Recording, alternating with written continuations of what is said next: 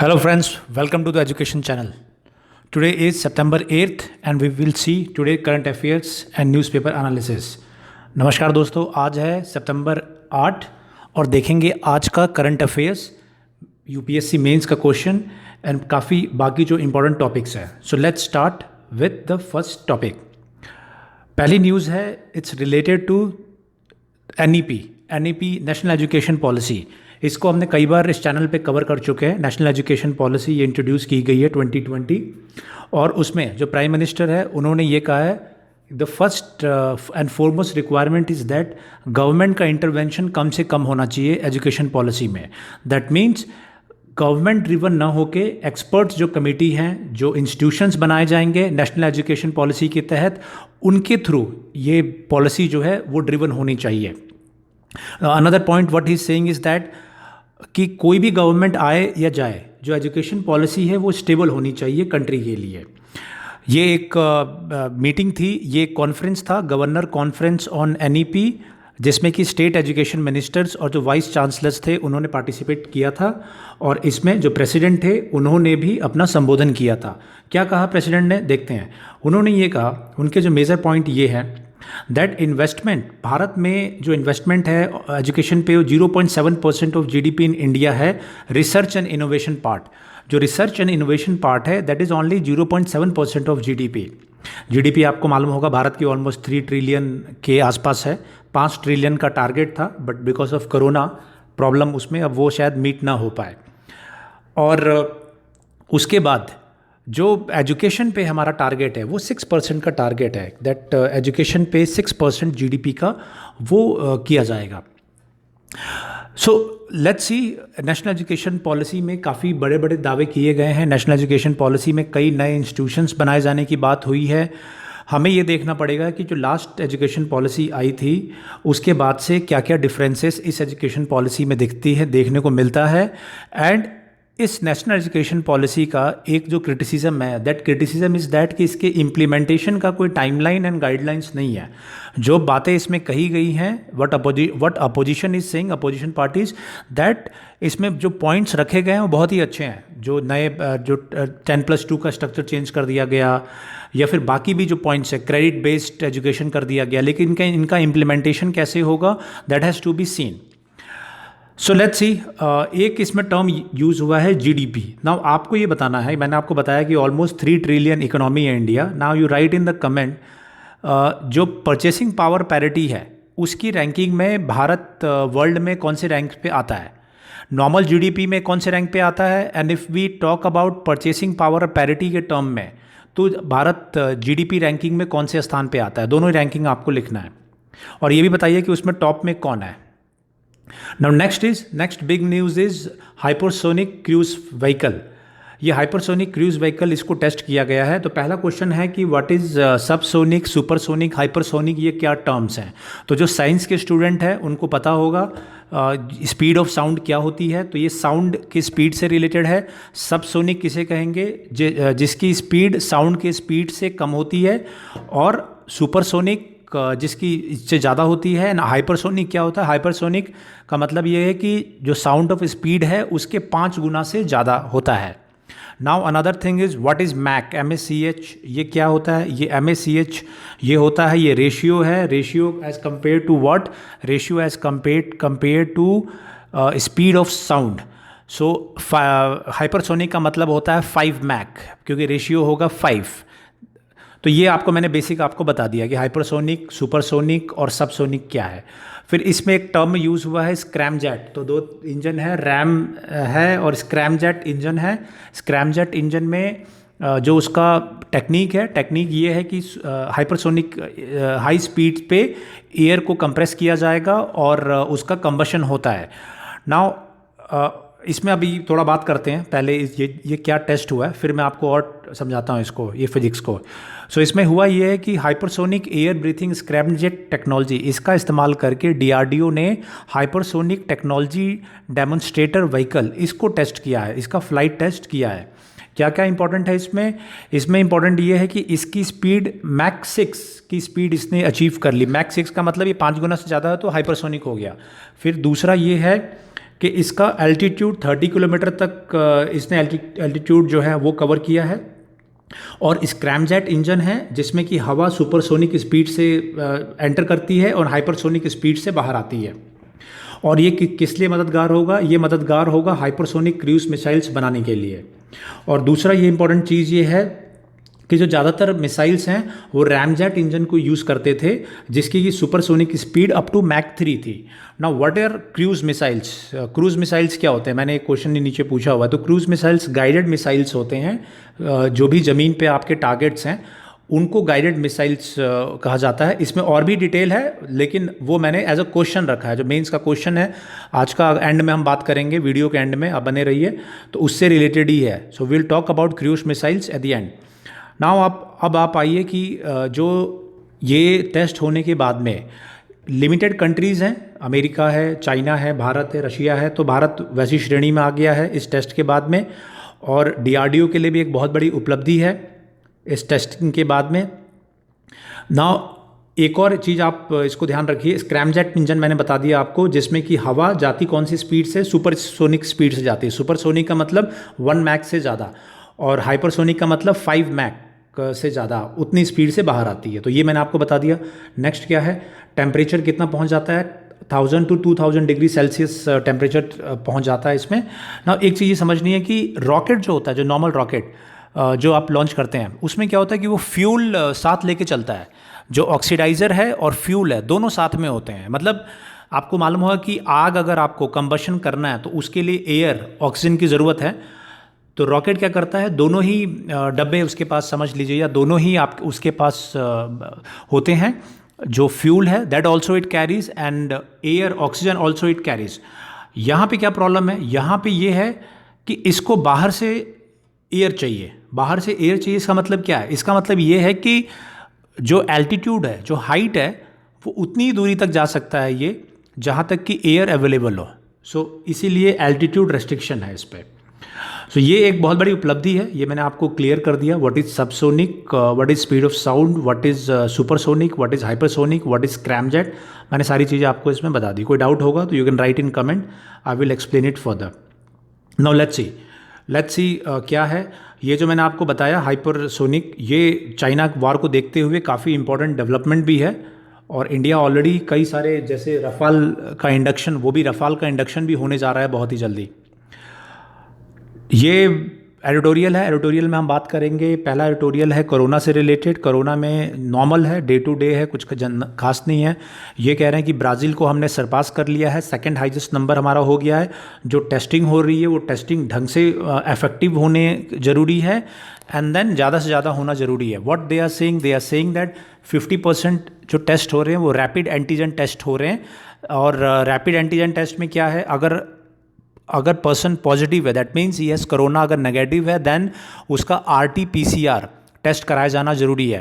Now problem क्या है antigen test में? रैपिड एंटीजन टेस्ट में कम समय लगता है, लेकिन उसकी जो सेंसिटिविटी है 50 से 60% है। इसका मतलब इस टेस्ट से, रैपिड एंटीजन टेस्ट से आप 50% सक्सेस रेशियो है। लेकिन RT-PCR टेस्ट वो टाइम लेता है, it takes 24 to 48 hours, but वो इफेक्टिव है। सो राइटर का ये कहना है कि सही ढंग से टेस्टिंग कराया जाए, रैपिड एंटीजन के साथ साथ RT-PCR भी कराया जाए, नेगेटिव जो आ रहे हैं। एंड देन उसके बाद इसी से रिलेटेड उन्होंने बात की है कि किस तरीके से सेंटर को, स्टेट्स को कहना चाहिए, एंड देन स्टेट को टेस्टिंग भी बढ़ाए और उसकी क्वालिटी भी बढ़ाए।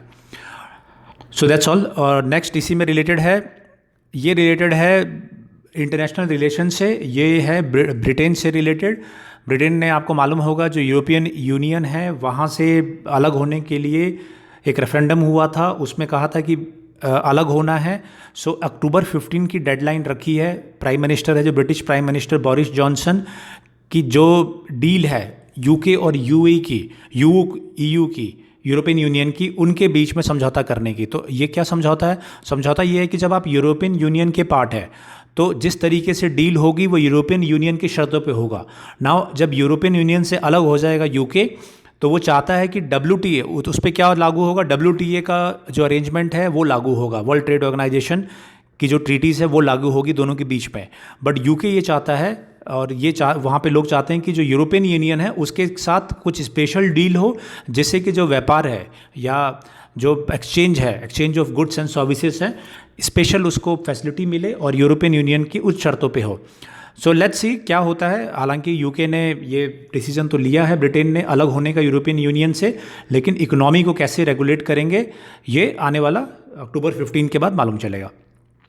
ये आर्टिकल है डिफेंस से रिलेटेड, ये आर्टिकल है चाइना से ऊपर, भारत चाइना के जो संबंध है। तो इसमें काफ़ी कुछ ऑलरेडी हम लगातार बात कर ही रहे हैं कि जो लद्दाख सेक्टर है वहाँ पे इशू है, और वहाँ पे कल रात में भी फायरिंग की सूचना थी कि that firing has taken place between the two armies. India और चाइना की आर्मी के बीच में फायरिंग हुआ है। हालांकि चाइना ने अपना स्टेटमेंट दिया है और इंडिया ने अपना स्टेटमेंट दिया है। सो लेट्स सी क्या उसमें फैक्ट्स हैं। बट ये क्या कह रहे हैं, राइटर ये कह रहे हैं दैट अभी तक जो न्यूज़ आ रही है बॉर्डर से, गवर्नमेंट के द्वारा कोई कंक्रीट जो मैसेज है वो नहीं दिया गया है कि क्या लद्दाख सेक्टर में क्या एग्जैक्टली प्रॉब्लम है। न ही इस चीज़ का आंसर दिया गया है कि क्या चाइना ने कुछ ज़मीन वहाँ पे कैप्चर किया है। ये जितने भी न्यूज़ कंपनीज़ हैं या न्यूज़ एजेंसीज़ हैं उन्होंने रिपोर्ट किया है कि फिंगर 8 के पास में, ईस्टर्न लद्दाख में, पैंगोंग के पास में चाइना 8 किलोमीटर अंदर आया है और बाकी एरियाज़ में भी इंट्रूड किया है। बट गवर्नमेंट के द्वारा कोई ऐसा बात नहीं पुटअप की गई है। तो राइटर ये कह रहे हैं कि गवर्नमेंट इसमें कंफ्यूज है या कंफ्यूज रखना चाहती है कि एग्जैक्टली क्या वहाँ पे सिचुएशन है। उसका वो अलग अलग कारण दे रहे हैं कि जो इंटरनल पॉलिटिक्स है वो एक रीज़न है कि इंटरनल पॉलिटिक्स में वो ये नहीं शो करना चाहते हैं कि चाइना अंदर आया है, और दूसरा कुछ चीज़ें प्रैक्टिकलिटी के ऊपर है। क्या क्या प्रैक्टिकलिटी है वो देखिए। प्रैक्टिकलिटी क्या बात करते हैं इंटरनेशनल से रिलेटेड। इंटरनल पॉलिटिक्स जो है वही है, पार्टीज़ का है, अलग अलग अपनी अपनी पार्टीज़ का है, लेकिन हमारे लिए इंपॉर्टेंट क्या है, इंटरनेशनल रिलेशन क्या है। उसमें 2-3 चीज़ें, इसको ध्यान से समझिए। एक नई सिचुएशन की बात कर रहे हैं, 2.5 फ्रंट सिचुएशन, ढाई का आंकड़ा की बात कर रहे हैं। मतलब जो लड़ाई है वो कह रहे हैं कि लड़ाई 2.5 लोगों से है, 2.5 लोगों से लड़ाई है भारत की। कैसे? चाइना है एक तरफ, दूसरी तरफ उसका पार्टनर पाकिस्तान है, और फिर ये कह रहे हैं कि कश्मीर में भी जो कश्मीर के इंटरनली जो टेररिज्म है या जो वहाँ के कुछ ऐसे लोग हैं जो नेशन सिटीजन्स हैं, जो टेररिस्ट हैं या एलिमेंट्स हैं, उनसे भी भारत को खतरा है। तो ये 3 जो फ्रंट खुले हुए हैं, चाइना का फ्रंट, पाकिस्तान का फ्रंट और कश्मीर में मौजूद टेररिस्ट या एंटी सोशल एलिमेंट्स का फ्रंट खुला हुआ है। तो भारत की लड़ाई 2.5 लोगों से हो रही है। तो 2.5 फ्रंट सिचुएशन इन्होंने बोला है। तो जो एग्ज़ाम की तैयारी कर रहे हैं तो इस इंटरनल सिक्योरिटी का जो चैप्टर है उसमें ज़रूर इसको इस्तेमाल करेंगे, इस टर्म को, 2.5 फ्रंट सिचुएशन। ना अब ये क्या कह रहे हैं कि इस 2.5 सिचुएशन को लड़ने के लिए भारत को बहुत ही कॉशियसली आगे बढ़ने की ज़रूरत है, क्योंकि ऐसा नहीं है, मिस कैलकुलेशन नहीं होना चाहिए कि अगर सिर्फ चाइना से वॉर है तो सिर्फ चाइना से वॉर है। इन दोनों एलिमेंट्स को भी भारत को ध्यान में रखना पड़ेगा। नाउ नेक्स्ट क्या है, नेक्स्ट ये है कि इसमें से अगर भारत या जो गवर्नमेंट है वो डायरेक्टली ये मान ले कि चाइना में बॉर्डर पे कोई प्रॉब्लम है, या फिर ये कहे कि हम लोग परेशान हो रहे हैं या पीछे हो रहे हैं, सो जो पाकिस्तान है या कश्मीरी जो पार्ट है वो पार्ट और स्ट्रांग हो जाएगा। उनको बल मिलेगा कि चाइना से अगर भारत अगर कमज़ोर पड़ रहा है तो वो भी काउंटर जो है वॉर करने का प्रयास करेंगे। तो इसीलिए गवर्नमेंट थोड़ा सा कंफ्यूजिंग सिग्नल दे रही है। गवर्नमेंट ये कंफर्म नहीं कर रही है कि क्या एग्जैक्टली वहाँ पे हो रहा है। नाउ नेक्स्ट वो ये कह रहे हैं कि वेस्ट सपोर्ट, पश्चिमी जो देश हैं, अमेरिका है, यूरोप है, उनकी जो कंट्रीज़ हैं वहाँ से भी सपोर्ट की उम्मीद भारत ये समझ चुका है कि अभी नहीं है, क्योंकि जो रिस्पॉन्स है इन कंट्रीज़ का वो क्लियर रिस्पॉन्स नहीं है। सबके अपने अपने रिलेशंस है। चाइना के साथ भी रिलेशन है, पहली चीज़ तो चाइना के साथ चाइना या भारत का सपोर्ट करे ये क्लियर किसी ने नहीं किया है। दूसरी चीज़ जो कंट्रीज़ हैं वो खुद ही कोरोना से झेल रही है, इकोनॉमिक क्राइसिस झेल रही हैं, तो वो अपने डोमेस्टिक पॉलिसीज़ और पॉलिटिक्स जो है उसमें काफ़ी इन्वॉल्व है। इसीलिए यहाँ पे भी कोई मदद न कर पा रहे हैं, ना आगे भी उम्मीद है। फिर जो इम्पोर्टेंट चीज़ है वो अमेरिका में ये बता रहे हैं कि जब तक कि चुनाव ना हो जाए नवंबर में और जनवरी में नए प्रेसिडेंट ना आ जाए, तब तक अमेरिका से भी बहुत ज़्यादा उम्मीद नहीं लगाई जा सकती है।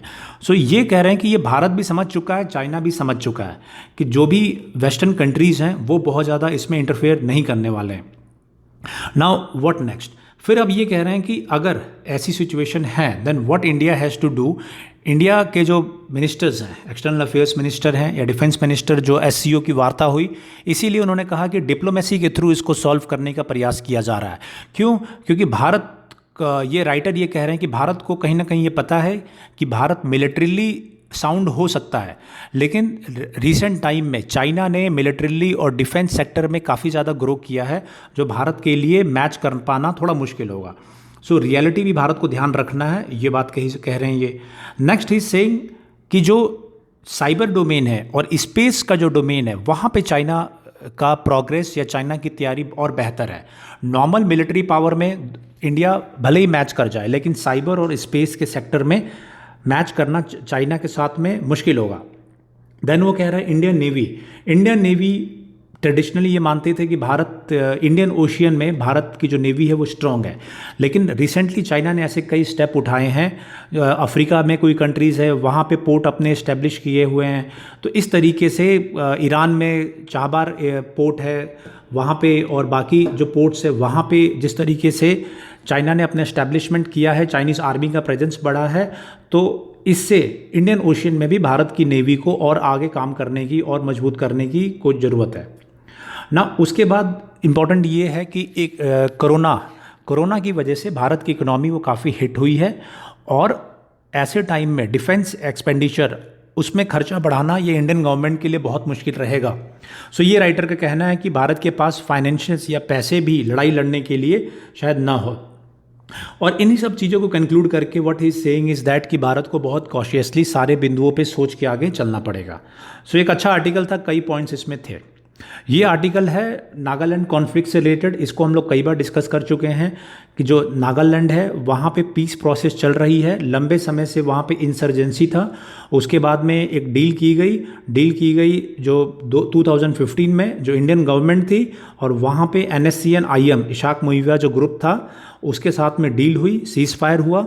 और उसके बाद जो डिमांड है NSCN की कि एक ग्रेटर नागालैंड स्टेट बनाया जाए, कंट्री बनाया जाए, जिसमें कई नागा वाले हिस्से हो, तो उसको लेके बात आगे चल रही है ना। उसमें जो RN रवि थे वहाँ के गवर्नर थे, और जो इंटरलॉक्यूटर या मध्यस्थता जो कर रहे थे, उनकी बातों से NSCN IM जो है वो नाराज़ हो गया था, और उससे बातचीत जो है वो बीच में सेटबैक उसको मिला है। सो राइटर ये कह रहे हैं कि इसको आगे बढ़ाने की ज़रूरत है, और सारी डिमांड्स को देखते हुए एक प्रॉपर सोल्यूशन लाने की आवश्यकता है। इसको मैं कई बार डिस्कस कर चुके हैं, तो मैंने आपको ये शॉर्ट में बता दिया किस तरीके से है। और ये एक आर्टिकल है, ये इंपॉर्टेंट है, ये है रिलेटेड टू यूथ पॉलिसी। अभी ये क्या कह रहे हैं, ये कह रहे हैं कि 2014 में नेशनल यूथ पॉलिसी ने क्या कहा था, ये कहा था कि जो यूथ है, जो यंग जनरेशन जिन्हें बोलते हैं, 15 से लेकर 29 के एज में जो लोग हैं, उनको एज ए यूथ डिफाइन किया गया था। और फिर ये बात कहते हैं कि भारत को, इंडियन गवर्नमेंट को आत्मनिर्भर भारत और बाकी चीज़ों के लिए ज़रूरी है कि यूथ पे फोकस करे, और जो डेमोग्राफिक डिविडेंड है, मतलब जो यंग पॉपुलेशन है, उनके स्किल सेट है, उसको भारत की ग्रोथ के लिए यूटिलाइज़ करे, भारत की आगे बढ़ाने के लिए यूटिलाइज़ करना चाहिए ना। ये क्या डेटा दे रहे हैं, ये अलग अलग डेटा दे रहे हैं। ये अलग ही डेटा दे रहे हैं कि जो यहाँ पे भारत के जो यूथ है उस पर 2700 रुपये पर यूथ पे खर्चा हो रहा है, उनके एजुकेशन के लिए, एम्प्लॉयमेंट के लिए ये खर्चा हो रहा है। मतलब टोटल 90,000 करोड़ रुपए जो 15 से लेकर 29 साल के लोग हैं उनके एम्प्लॉयमेंट और एजुकेशन, हेल्थ केयर वगैरह के लिए खर्च हो रहा है। फिर वो कह रहे हैं कि जो नौकरियां हैं, एम्प्लॉयमेंट है यूथ का, वो भी काफ़ी कम है, और सिर्फ 38.3% एक डेटा के हिसाब से उतना था यूथ का जो पार्टिसिपेशन था। फिर उसके बाद ये कह रहे हैं कि अराउंड 30% यूथ ऐसा है जो न तो काम करता है न पढ़ाई करता है, और 33% जो स्किल्ड यूथ है वो अनएम्प्लॉयड है, मतलब शिक्षित बेरोजगार जिसे बोलते हैं, वो 33% है। मतलब जितने यूथ हैं टोटल, उसमें से 33% शिक्षित बेरोजगार है। फिर वो ये बात कहता है कि अनऑर्गेनाइज सेक्टर में ऐसे जो लोग हैं काफ़ी हैं। देन ये बात करते हैं, अलग अलग ये बात करते हैं कि किस तरीके से एक प्रॉपर पॉलिसी लाने की ज़रूरत है यूथ के लिए, जिससे कि इनको एम्प्लॉयमेंट मिले, इनको एजुकेशन प्रॉपर मिले, और जिस तरीके से SC ST और बाकी के लिए प्लान बनते हैं उसी तरीके से यूथ कॉम्पोनेंट प्लान भी एक बनाना चाहिए, जिसमें कि प्रॉपर ग्रांट मिले। एंड फिर उसके अलावा ये बात करते हैं सोशल प्रोटेक्शन के लिए जो यूथ है उनके लिए। सो ये कुल मिला के basically is talking about the youth employment, youth policy. जो यंग जनरेशन के लोग हैं उनके लिए पॉलिसी बनाया जाए और उस पॉलिसी के तहत में उनकी एजुकेशन पे, हेल्थ केयर पे, स्किल सेट्स पे काम हो। गवर्नमेंट ने इस पे काम किया भी है, अलग अलग अगर आप देखेंगे स्किल डेवलपमेंट SDLC वो चलाया गया है और कई ऐसी स्कीम्स हैं जो चलाए गए हैं। तो राइटर ने भी अपने सुझाव दिए हैं कि जिस तरीके से महात्मा गांधी नरेगा है जो कि सिर्फ ग्रामीण क्षेत्रों में है, उसको शहरी क्षेत्रों में भी लागू किया जाए उस तरीके का स्कीम जिससे कि यूथ वगैरह को नौकरी मिले। सो एक कुछ अच्छे पॉइंट्स है, आप ले सकते हैं, इसमें से कुछ डेटा भी दिया गया है, सो आप इसको यूज़ कर सकते हैं और कोई एग्ज़ाम में आप तैयारी कर रहे हैं तो ये डेटा अपने नोट्स में रख लीजिएगा। So that's all for that. And ये एक आर्टिकल है, ये रिलेटेड है इकोनॉमी से, सेम चीज़ है। ये गौरव बल्लभ है, ये प्रोफेसर फाइनेंस के में प्रोफेसर है और कांग्रेस पार्टी के नेशनल स्पोक्स पर्सन है। टीवी पे आप इनको देखते होंगे कई बार, गौरव बल्लभ। तो हम इनका दो तीन पॉइंट देख लेंगे, चूँकि ये फाइनेंस के प्रोफेसर रहे हैं तो इनके पॉइंट्स एक दो हम देख लेते हैं। क्या पॉइंट्स दे रहे हैं, बात वो सेम चीज़ कह रहे हैं कि जीडीपी गिरी है और जीडीपी ये थोड़ा सा चेंज, ये कह रहे हैं कि जीडीपी पिछले 18 महीनों से, पिछले 1.5 सालों से ये दिख रहा था कोरोना से पहले भी कि इकनॉमी हमारी नीचे की तरफ जा रही है। उसके अलग अलग उन्होंने डेटा दिया हुआ है कि क्या क्या डेटा है। जैसे कि पहला डेटा ये दे रहे हैं कि जो फिक्स्ड एसेट है, कैपिटल एक्सपेंडिचर, उसमें कमी आ रही थी और कंज्यूमर डिमांड है उसमें कमी आ रही थी। एक आंकड़ा दे रहे हैं कि पिछले साल ही, मतलब इस साल को छोड़ दे, पिछले साल ही की जो कार की जो सब सेल्स थी उसमें कमी देखने को मिली थी और उसी तरीके से कोर सेक्टर्स में काफ़ी कमी आई थी, गिरावट आई थी। So all this is saying. अब क्वेश्चन ये है कि इन्होंने क्या सुझाव दिए हैं, सुझाव देख लेते हैं हम लोग। सुझाव ये देख रहे हैं कि अर्बन इकोनॉमी को बढ़ाना पड़ेगा, अर्बन इकोनॉमी में इन्वेस्टमेंट लाना पड़ेगा। फिर बात क्या करते हैं कि रूरल ग्रोथ मॉडल है वो सस्टेनेबल बनाना पड़ेगा, जैसे नरेगा वगैरह है, इसको सस्टेनेबल बनाना पड़ेगा। और तीसरा ये कहते हैं कि गवर्नमेंट को इंफ्रास्ट्रक्चर पे काम करने की आवश्यकता है। इंफ्रास्ट्रक्चर मतलब रेलवे, ब्रिज, पुल वगैरह बनाएं जिससे कि लोगों को रोज़गार मिले। क्योंकि देखो, लोगों के पास पैसा नहीं है, कंपनीज़ के पास पैसा नहीं है, तो कंपनी कहीं से नौकरी नहीं पैदा करने वाली, फैक्ट्रीज़ के पास से नौकरी नहीं आएगी, इनका ये कहना है। तो कहाँ से आएगा, आएगा गवर्नमेंट के पास में। तो गवर्नमेंट क्या करे, गवर्नमेंट जो पुराने जितने भी प्रोजेक्ट्स थे या नए प्रोजेक्ट्स थे वो सारा बनवाना शुरू कर दे। जैसे नरेगा में क्या होता है, नरेगा में लोग पेड़ लगाते हैं, गड्ढे खोदते हैं, उसके लिए भी पैसा मिलता रहता है।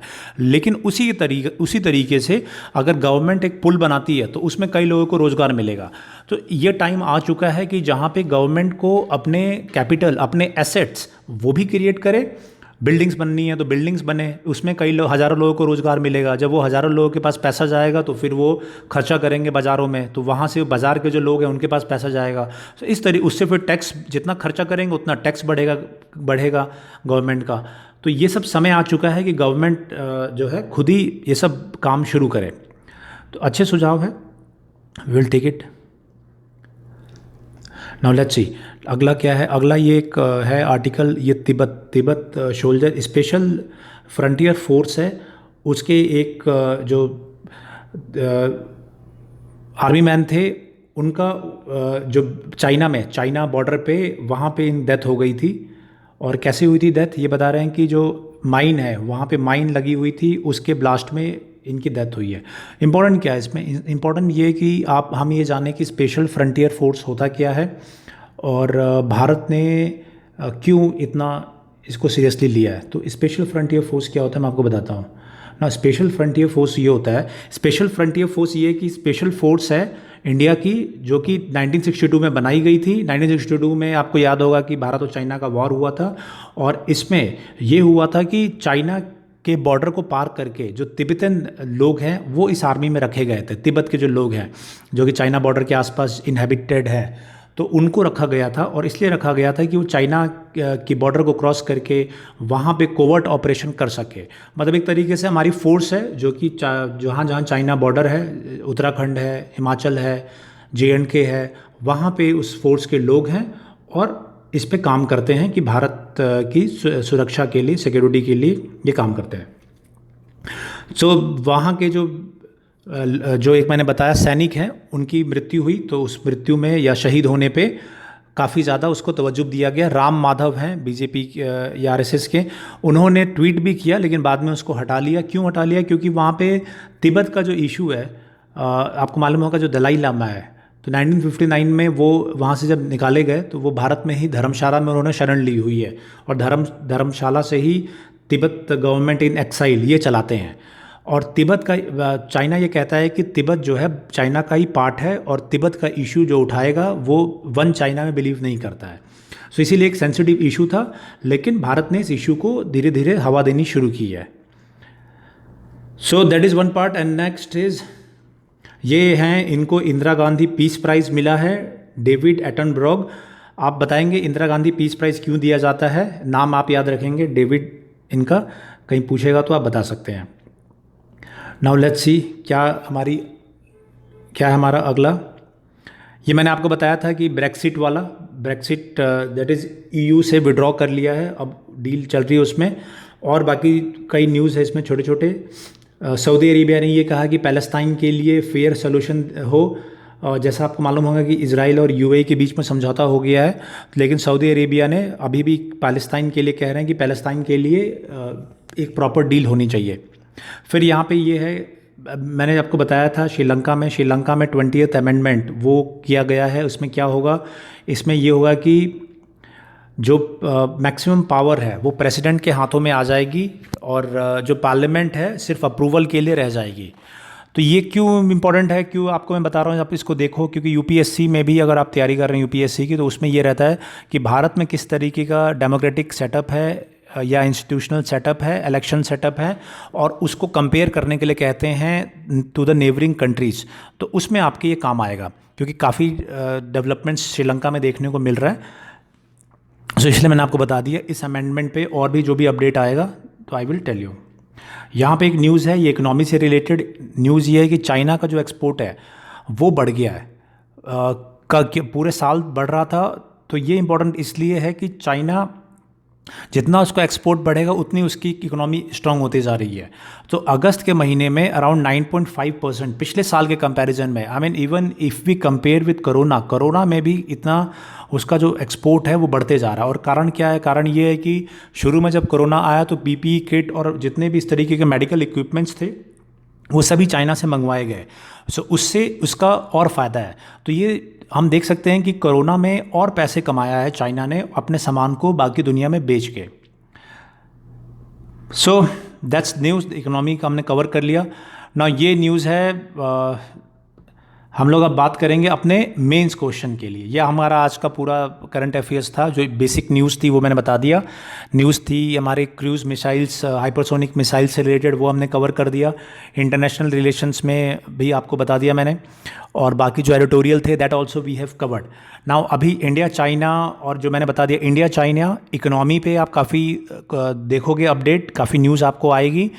इकोनॉमी है, इंटरनेशनल रिलेशंस हैं और कोरोना है, इस पे काफ़ी पॉइंट्स हमें देखने को मिलेगा। तो जो भी एग्ज़ाम्स आप देने जा रहे हो अगले 1-2-3 महीनों में, तो आप उम्मीद करके चलो कि आपकी तैयारी इन 4-5 बिंदुओं पे होना चाहिए। कोरोना में आरटीपीसीआर, रैपिड एंटीजन, ये सब क्या होते हैं, डीप में थोड़ा पढ़ना है। उसी तरीके से इंटरनेशनल रिलेशंस में बहुत सारी चीज़ें हैं। चाइना के साथ इंडिया चाइना एक अलग ही थ्योरी आपको बिल्कुल पता हो जाना चाहिए कि लद्दाख में कहाँ पे क्या है, ये सारे मैप तक आपको क्लियर रहना चाहिए। उसी तरीके से श्रीलंका में इलेक्शन हुआ है, वो सब आपको क्लियर रहना चाहिए। सो अगर जो भी आप एग्ज़ाम की तैयारी कर रहे हैं तो मैं कोशिश करूंगा कि एक अलग सेशन पूरा कंडक्ट करें, और जो प्रोबेबल क्वेश्चंस हैं या प्रोबेबल टॉपिक्स हैं उस पर हम बात करेंगे।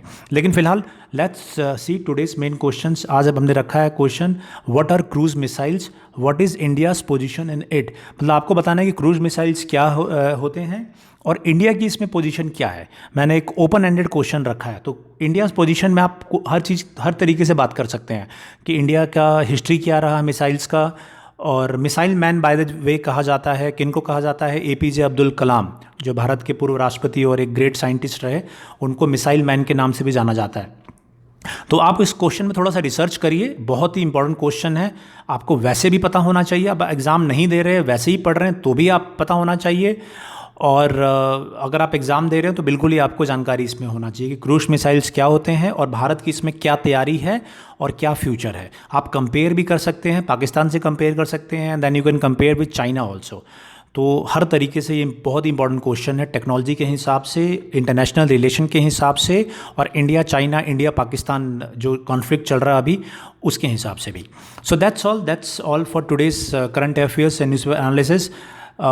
टेलीग्राम चैनल मैंने ऑलरेडी दिया हुआ है, तो आप मेंस के आंसर को उसमें भी भेज सकते हैं या आप कमेंट में भी लिख सकते हैं।